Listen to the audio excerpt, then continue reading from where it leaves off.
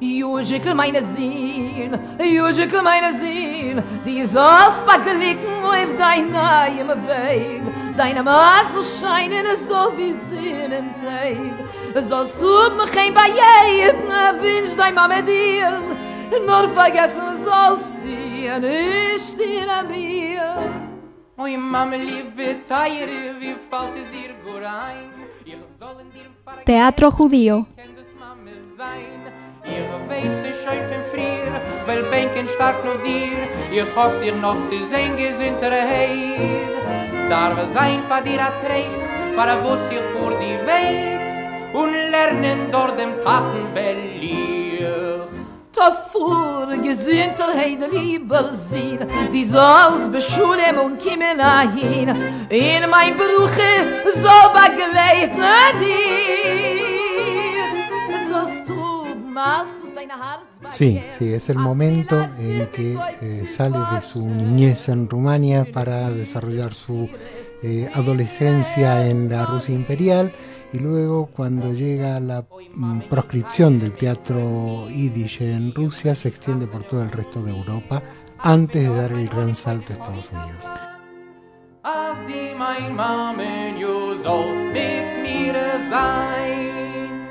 Ui, Mammen, wenn ihr bestehen hinter der Chippe, will ich freilich geben mit dem Fiesel a Tippe, und a dummes Pusche glatt so gilt dem Ariat, ich will sie mit Kaddisch sein ganz fein. Hola amigos de Radio Sefarad, en nuestra cita semanal con el teatro judío, esta vez hemos decidido titular a esta cuarta cita como Horas de Esplendor, porque vamos a hablar de los momentos más álgidos de ese origen del teatro judío del este de Europa, cuando empieza a extenderse por ya no es un fenómeno local de Rumania o de una zona, sino que empieza a conquistar el mundo, ¿no es cierto, Horacio? Sí, es el momento en que sale de su niñez en Rumania para desarrollar su adolescencia en la Rusia imperial, y luego cuando llega la proscripción del teatro yiddish en Rusia se extiende por todo el resto de Europa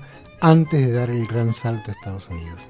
Bueno, aclaremos que estamos con Horacio Cohen, director de la revista Raíces y editor de Sefarad Editores, que este año ha dedicado la agenda del año judío 5768 al teatro judío con el título de Arriba el telón, artistas y creadores judíos en el teatro 1850-1950.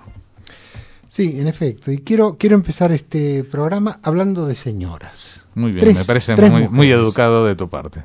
Gracias. Son tres extraordinarias actrices que en distintos momentos, una detrás de la otra, de alguna forma, constituyen los momentos de máximo esplendor del teatro judío, del teatro específicamente yiddish, en Europa del Este y Central. La primera que tengo que mencionar es Berta Kalish. Berta Kalish, nacida en Ucrania, se hizo muy popular en el teatro yiddish de Galicia primero, donde empezó a desarrollarse. Galicia era una zona del mundo judío donde, curiosamente, por la extrema religiosidad de sus gentes, el teatro judío tardó mucho tiempo en arraigar. Y digamos geográficamente que está ubicado más o menos entre el sur de Polonia y los Cárpatos, más o menos. Algo así, sí, porque parte es polaca, luego parte fue austríaca. Sí, de Chequia, ¿no? Exacto, sí, del norte de Chequia y demás. Lo que se llamó la Galicia de entonces, que se le repartieron tres países, en definitiva. Algún día tendríamos que hacer el atlas del mundo según los judíos y aparecerían países muy extraños para los que viven en ellos que ni saben. Sí, bueno, el caso singular, además de Berta Kalish, fue que no solo hizo obras de Gordín, por ejemplo, autores judíos, sino también de Victorian Sardou, hizo obras de Hermann Sudermann, hizo una serie de papeles, de obras de Metterling, por ejemplo, que fueron notables en su tiempo, y llevó luego esta calidad de interpretación a Estados Unidos, donde fue una famosa Hamlet en la obra homónima de Shakespeare en el teatro norteamericano, ya no judío. Siguiendo con la tradición de la que hablábamos en la edición anterior de Teatro Judío, del cruce de papeles masculinos y femeninos entre actores y actrices. O sea, ella triunfó haciendo de Hamlet en Estados Unidos. Haciendo de Hamlet. La segunda actriz que voy a recordar aquí es Hanna Robina, nacida en Minsk y muerta en Tel Aviv en el año 80. Es la Robina de la Bima. Es la Robina de la Bima, llamada la primera dama del teatro hebreo. Hombre. Cuando miramos el emblema, el logotipo que representa el Habima, vemos que hay... Habima, que es el Teatro Nacional Judío de Israel. De Israel, exactamente. Y que existe 25 años antes de la creación del Estado. Es un teatro nacional creado 25 años antes. Es un teatro que nació en Moscú, efectivamente. Sí, en el año 21. En una de sus giras terminó en la entonces Palestina y allí se quedó. Hanna Robina era la primera actriz de este proto Habima, porque todavía no existía, porque nace con otro nombre que luego vamos a ver. Hanna Robina yo te decía que en el logotipo aparece una figurita femenina en camisón. Es Hanna Robina representando el papel de Leale en el Dibuk de Ansky. Bueno, ya tendremos que dedicar, porque esto va a ser obligatorio, a dos grandes obras del teatro judío, que son una de ellas el Dibuk y otra es el Golem, ¿no? Son las dos principales obras emblemáticas de teatro judío, no del tipo del que hablábamos de musiquita. Este es teatro serio, sí. Pero tampoco es un teatro, o sea, desde la perspectiva de los judíos llegando a lo universal, ¿no? Así es. Bueno, así es. Ya... Su proyección era absolutamente universal, desde luego.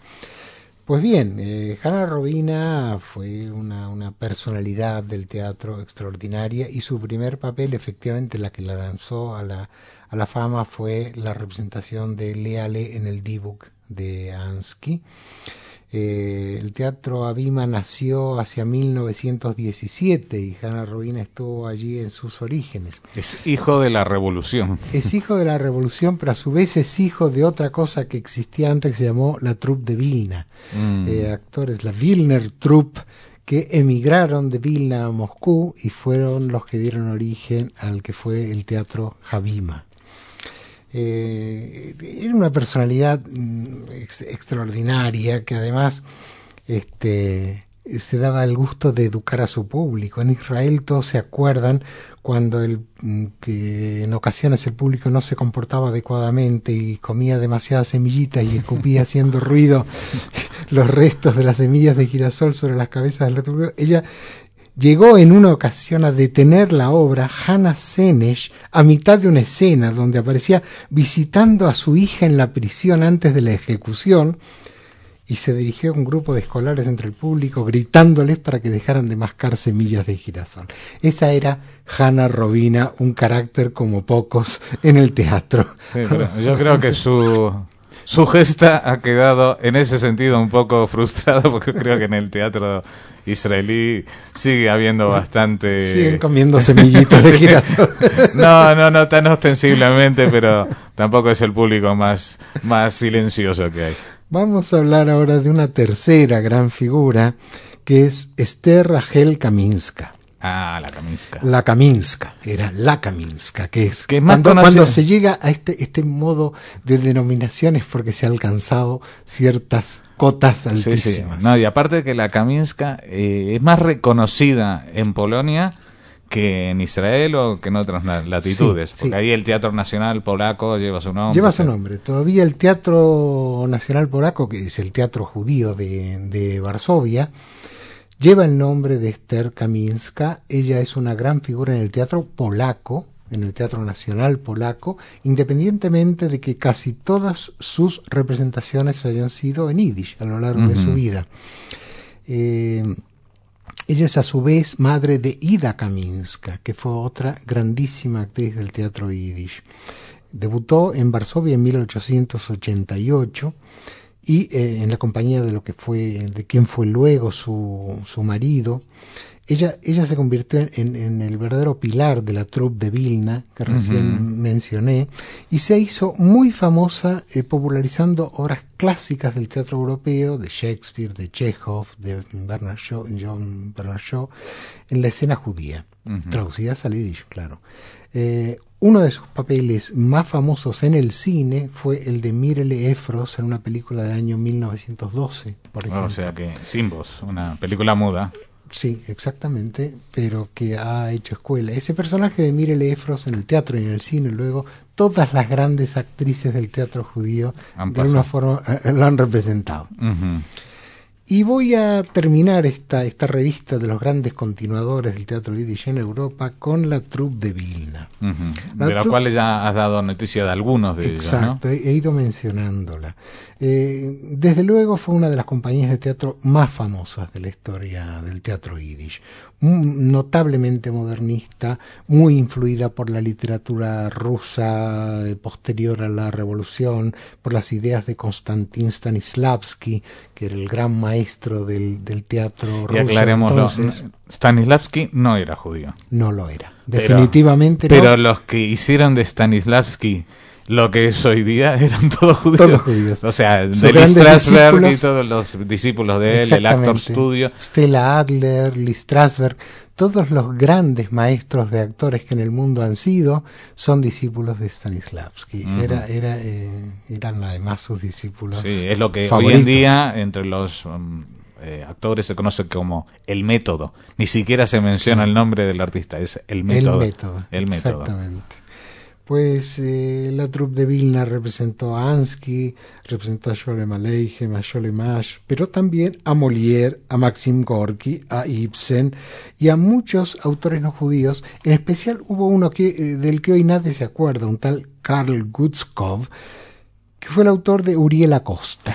Sí, Uriel Acosta fue un gran drama de tema judío escrito por un no judío. ¿Gutzkow era judío o no? No lo era. No era judío, pero sin embargo ese drama tiene algo que ver con el judaísmo. Es de tema judío porque habla de Uriel Acosta perseguido por sus ideas, por la Inquisición. Por la Inquisición, es una obra sobre la Inquisición, que todas las compañías de teatro judío han incluido en su repertorio. Y son traducidos, son traducciones, porque son traducciones, se habrá escrito eso en ruso, ¿no? No sé si en ruso o en alemán, pero efectivamente este señor... Sí, no, porque yo siempre he visto esta referencia de Uriel Acosta y digo, bueno, pero esto, o sea, es un poco extraño y se repite, como tú dices, en todas, ¿no? Así es.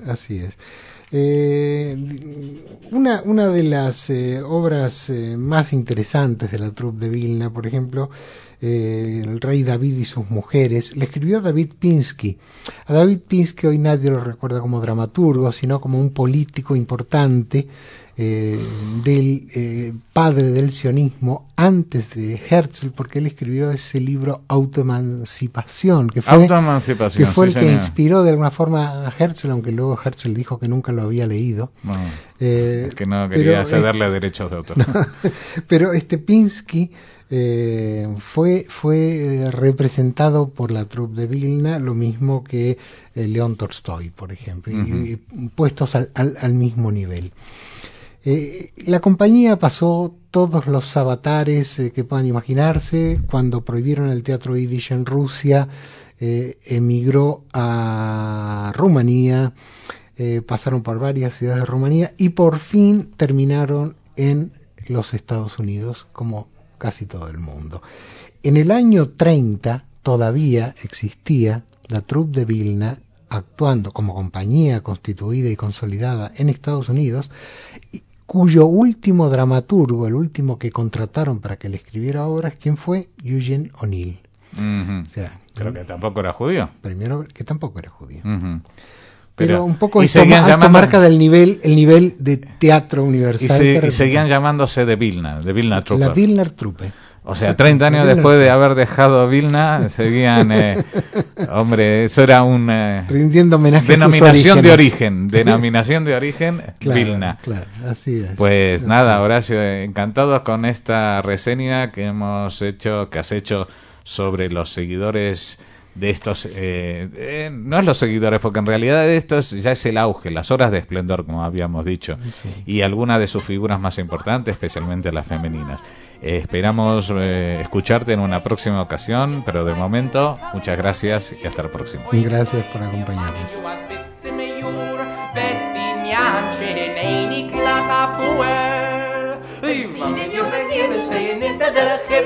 Wenn veilig geben mit dem Fiesel a Tippe, Fischen die nach oben, es kitzelt in die Schume, Gott in Jubi hat doch schon dabei.